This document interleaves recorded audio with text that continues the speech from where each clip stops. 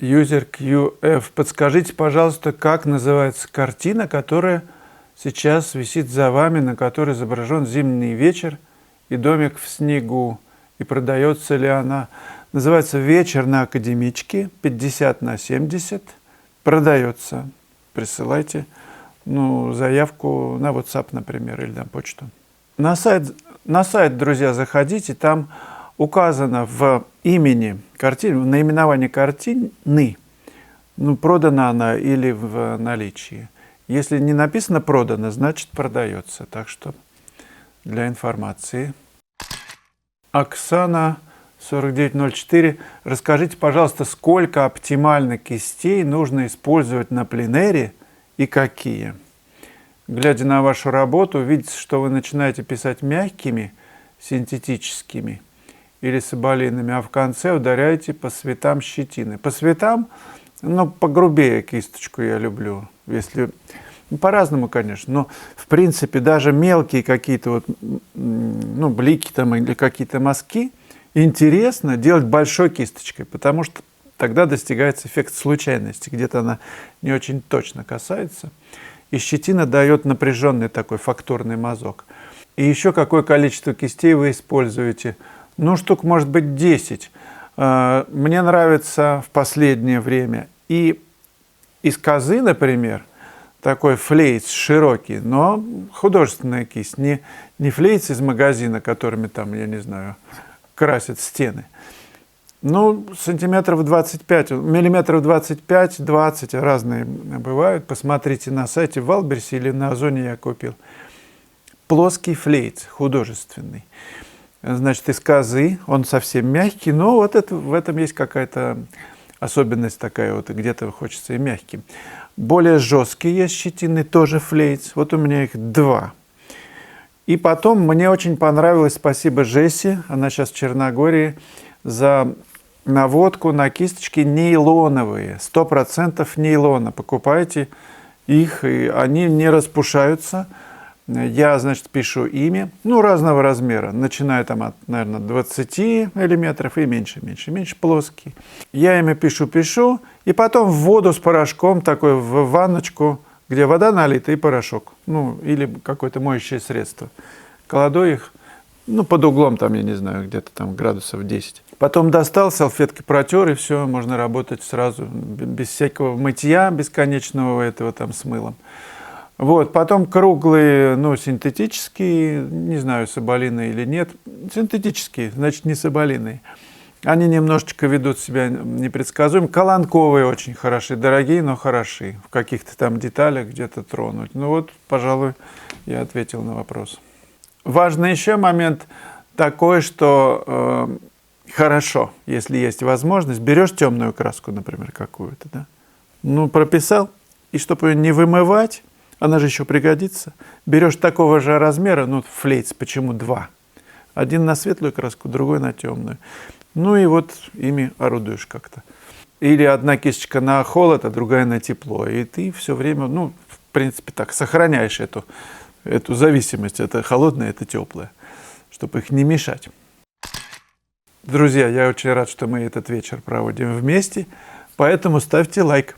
Вы же пришли сюда зачем-то. И подписывайтесь на канал, конечно. Это поможет вам не пропускать видео. Приходит уведомление. YouTube радуется, когда вы ставите лайки. Делайте комментарии и вопросы задавайте. Он тогда говорит, что, ребята, все нормально.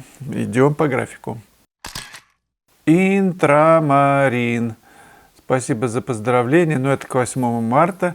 А у меня назрел вопрос. Может... немного глупый. Опа, я люблю глупый, потому что сам такой. Я смотрел много художников, кто как работает. Кто-то пишет по имприматуре, от темного к светлому, постепенно выходя к желаемому, через свечение, просвет, приглушение и так далее. А кто-то, как вы, замешивает краску сразу и кладет на холст. Я тоже люблю, кстати, по имприматуре, очень люблю. По той же имприматуре, лишь немного корректирую в процессе.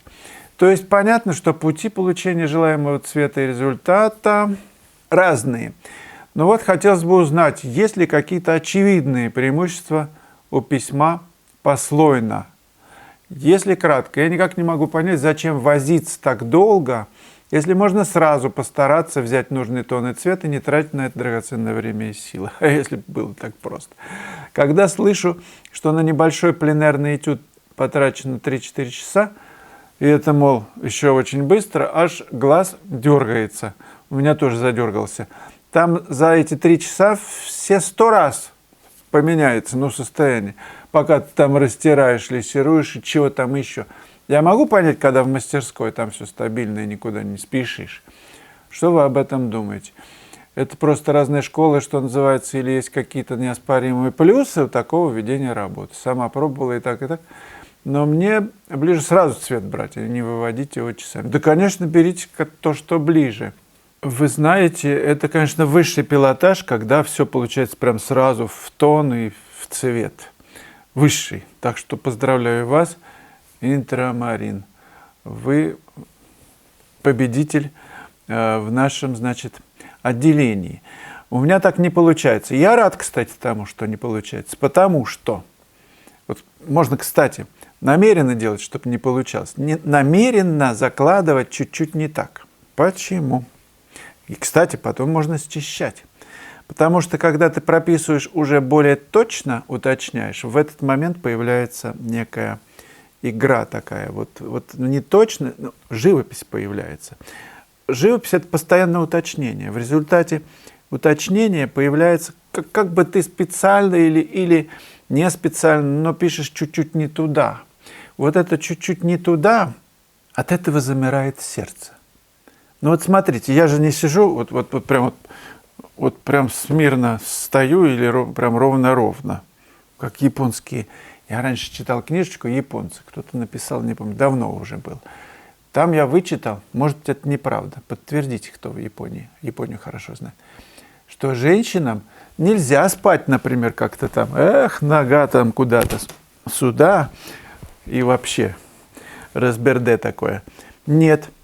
Деревяшечка под голову, ручки вдоль тела и строго, вот прям, я не знаю, по стойке смирно, только лежа спать.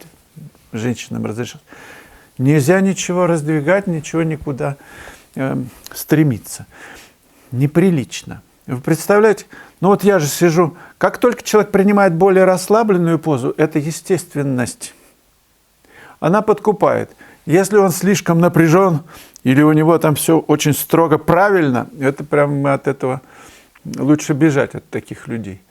Так и в живописи. Чуть-чуть не так, вот рубашка чуть расстегнута, я не знаю, там слюнька упала, например. Я раньше очень что-то неправильно вычищал, там ботинки или где-то, очень страдал. А сейчас мне нормально. Аня Небо такая девушка, она приезжала, мы знакомы давно. Она приезжала, я помню, в Гурзуф на класс не один раз, и она вся заляпана, вся в краске. Я говорю, а как же ты так в самолете? Она говорит, дизайн такой. То есть такой дизайн, чуть-чуть не так, даже, кстати, джинсы рваные, я не знаю, как сейчас, коленки продранные, дырки такие. Это же элемент дизайна, это совсем не порядок по бабушкиному впечатлению. Она же может зашить все к утру. Скажет, ой, какая беда-то там внучка, у внученьки. Дай-ка я зашью. Непорядок. А в живописи это приветствуется. Так что вот это вот достраивание до уточнения того, что как бы сначала не так, ведет к более живописности, к большей. Как в наброске, например. Сначала ты линию, карандашом, допустим, мы рисуем. Раз, ты примеряешься как бы так. Вот здесь голова, вот здесь ноги, тут руки пойдут, и тут все как бы компонуется. А потом уже так, уже у тебя выстроился, ты уже больше нажимаешь, надавливаешь на нужную деталь. В смысле на рисунке, я имею в виду, уже посильнее. Кто-то любит, чтобы посильнее было. На рисунке я имею в виду. Помощнее. Тогда и впечатления более яркие, если, есть вот эта сила. Понимаете, да? Я о рисунке говорю сейчас. Почему и имприматура хороша? Потому что она просвечивает снизу. Ты не всегда надавливаешь прям в полную силу. Наоборот, где-то совсем едва касаясь. Вот, то куда-то там в тучи, значит, гордо реет буревестник. Так что послойное письмо, вот такое вот, немножко crazy такое вот, немного, оно мне лично, для меня сильнее, сильно интересует. Художник в этом смысле более естественен, более такой вот он, непредсказуемый, хаотичный. Феши называл это управляемый хаос. Управляемый, то есть значит, он управляет этим хаосом. Он не просто так все там намазюкал, каля-маля, мазня, как люди говорят. Он управляет. То есть вы не везде, например, навешиваете всякие брюлики, броши и там всякие вот эти вот штуки. Вообще даже в местах, где их и не подумаешь, что можно навесить. А только в тех местах, которые производят наиболее сильное впечатление. Вы усиливаете его через композицию, кстати. Здесь, например, поменьше, а здесь побольше какую-нибудь там, я не знаю, розу Марковну. Но неподготовленному зрителю может показаться, что художник немножко винтанулся с катушек, с табуретки слетел. На самом деле это управляемый процесс, управляемый хаос. А попробуйте так писать. Сначала все вот так вот намазюкать, а потом раз, и где-то что-то прям очень деликатное и тонко прописать прям вот до последнего, я не знаю, волоска. И представляете, хаос будет сочетаться с тонкостью письма. Все с ума сойдут. Да.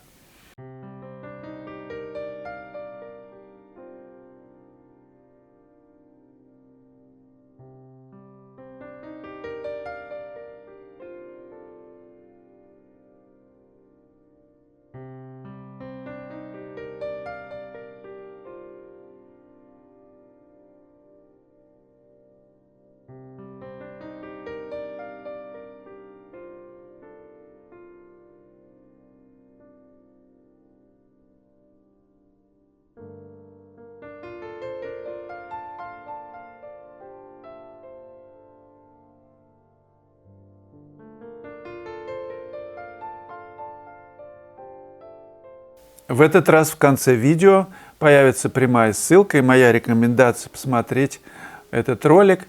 Моя экспозиция на выставке в Петербурге «Понаехали». 3 года назад это было. Поэтому там работы представлены, показаны все, которые я привез тогда на эту выставку. Спасибо.